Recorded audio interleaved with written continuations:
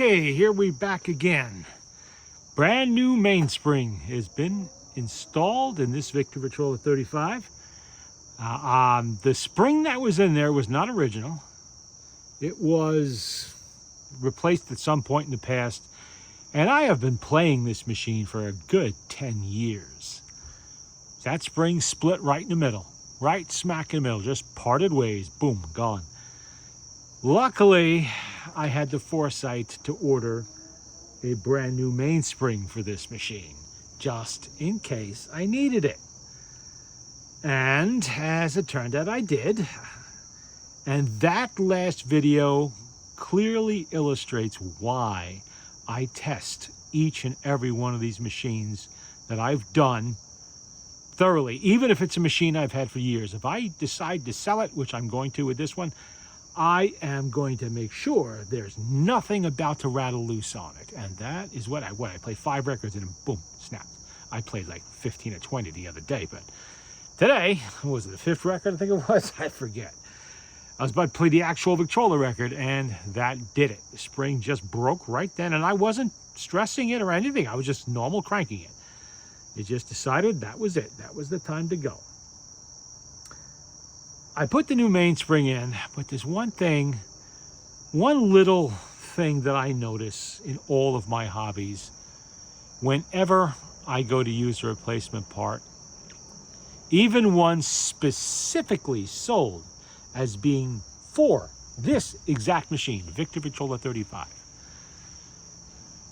I checked the specs that the seller had on there, and I didn't notice this the first time around because I just saw VV35. Okay, it's a spring for VV35. That's fine. I'll just get that.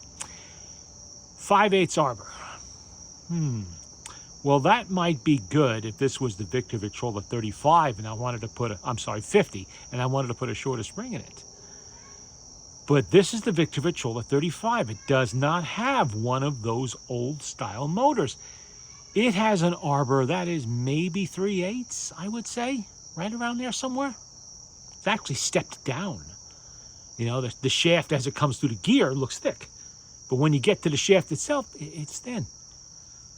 So as you can imagine, once I noticed that, I had to spend a good hour adjusting the center of that spring to tighten it up so that it would fit around a 3/8 arbor shaft. It's working now. But why couldn't it have been made that way to start with? It would have saved me so much time. And it was specifically advertised as being for the 35. You know? So that seems to be like whatever I run into. Whenever I buy new parts for something, they're never exact. They're close, but they're never exact. When it would be so easy to just make them exact. Doesn't matter if they're breaker points by Model A or a new mainspring for a Victor Victrola 35. Nothing seems to be done properly anymore in this world. Well, let's get back to where we were. Play a record. Make sure that spring is good and it has tension.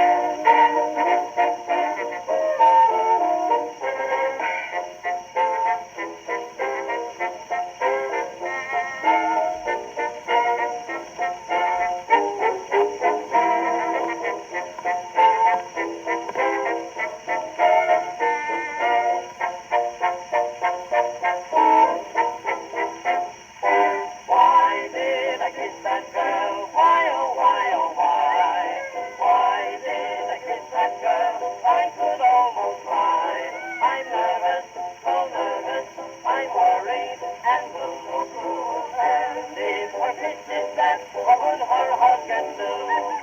Ma says that I'm a wreck, I'll admit she's right. Ma says she breaks my neck, she can't sleep at night. They're upset and all because I ain't like I used to was. Why did I kiss that girl? Why, oh why, oh why?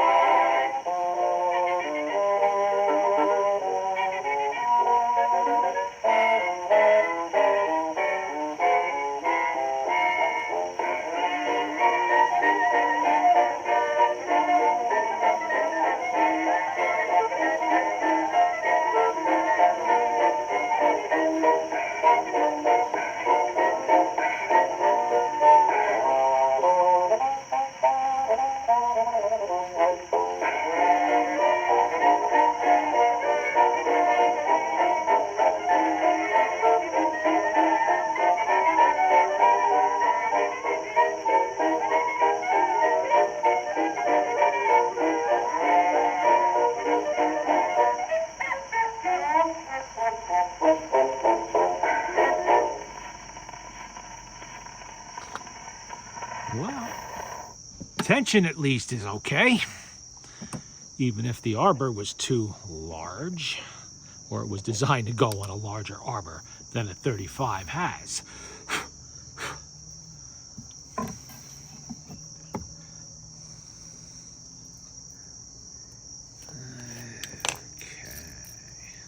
But that shows why I always test things. I test reproducers, I test motors, just to be sure. That spring broke out of the clear blue. I mean, that could happen with a new spring too. That's not, you know, it can happen with any type of spring. It could be a factory spring that was put in and just had a fault in it, somewhere broke. But that was a replacement spring, but it was an older one.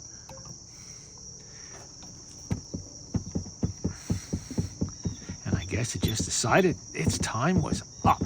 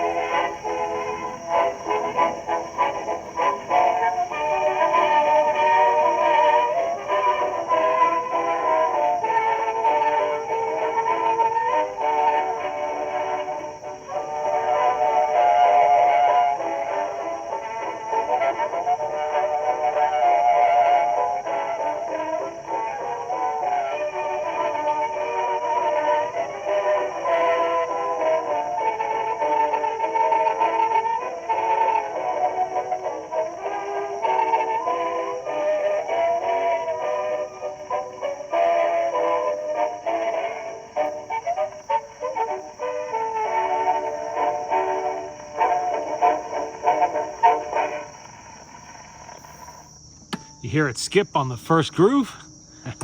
Well, it's a pretty worn record. I don't know what it is. Oh, there we go. We've got some kind of a mark there.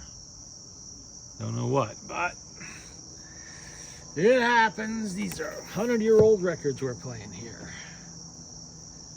Okay, souvenir from Victor N. I don't know what the N means. Somebody put it on there. Suppose it's maybe album N, or N is in Norbert. I don't know. Unknown. Okay, let's get a needle. We'll play this record and I'll call it a night. It's getting a little late. Obviously, I'm going to be playing quite a few records on this machine in the coming week or so. And beyond that, because I don't expect it to sell very quickly. I am not going to list this one cheap. Because it is a better than average Victor Victrola 35. The outer covering especially is nice. Whoops. That's it, knock the camera over, or the phone with the camera in it. Yeah, it's a better than average machine, so it's going to have a higher than average price to pry it loose from my hands. Let's see if this one skips.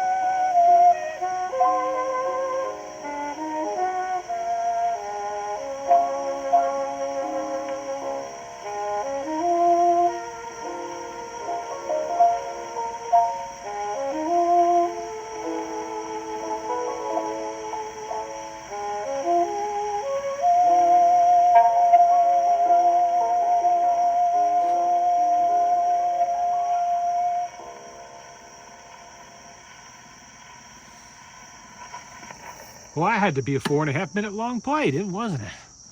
That's kind of a long one. Usually they save those for the 12-inch records. Yeah, you can see, not much of an eccentric in the middle there. There's a lot of groove. Okay, this one is Saxarella. Ruby Windle. I think. Something like that. Okay. Okay, let's see. We need needle on there. Kept the needle tin, so I don't.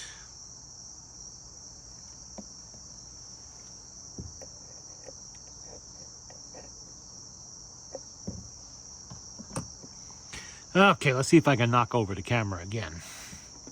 Or almost knock it over, and maybe succeed in knocking it over this time.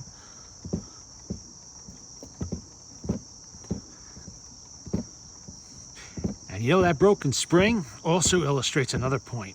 Always wear good heavy leather gloves when you handle springs. Now, I don't know how many plays it's been since I handled that spring, putting it in, taking it out of the barrel and cleaning it, putting it back in. But if something like that snaps on you while you're handling it, you could badly cut yourself. That's sharp steel, spring steel. It's very sharp. So make sure that you use a good pair of heavy leather work gloves, not those rubber butt inspection gloves. You know, use a pair of heavy leather work gloves. You know, they don't have to be expensive, just as long as they're thick enough to protect your hands. And you're going to get grease all over them. Don't try not to. It's going to happen. Just whatever, you know. Just use it for that purpose and don't use it for anything else so you don't make a huge mess. But make sure you do use them, because if that had broken while I was handling that spring and I wasn't wearing any kind of protection on my hands, I'd have a nasty cut.